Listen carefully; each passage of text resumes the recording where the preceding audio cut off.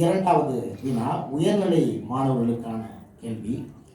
இந்த அழகான மொழியை, அதாவது தமிழ் மொழியை அன்றாட வாழ்வில் பயன்படுத்துவது எளிதா கடினமா? தமிழ் மொழியை அன்றாட வாழ்வில் பயன்படுத்துவது எளிதா கடினமா? பதிலளிப்பவர் முதலில் ரமேஷ்குமார் ஸ்ரீ விகாஷ்.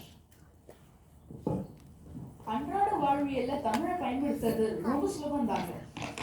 அது என்ன, வானவில்ல வளைக்கிற அளவுக்கு கஷ்டம்? பன்தமிழா இருந்த அழகிய தமிழ் மொழிய பண்ணு தமிழா மாத்திட்டாங்க. டோரை ஓபன் பண்ணு, ஹோம்ஒர்க்க பண்ணு,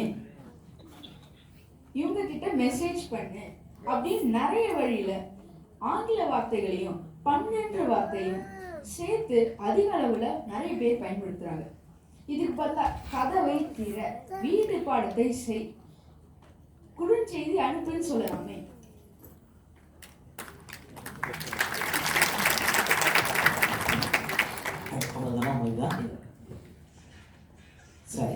தமிழ் மாணவர்கள் மற்ற தமிழ் மாணவர்களோட தமிழ்ல பேசாம ஆங்கிலத்துல பேசுறதுக்கு காரணம் அவங்களுடைய உச்சரிப்பு தவறாயிடுமோன்ற பயந்தாங்க.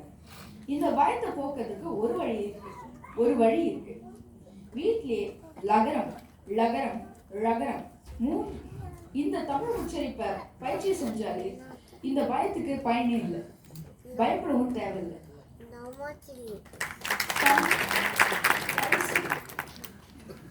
இறுதியா, தாய்மொழியை புறக்கணித்து சிறப்புற்றவர் எவரும் இல்லை, தாய்மொழியை போற்றி விழுந்தவர் எவரும் இல்லை. நன்றி, வணக்கம்.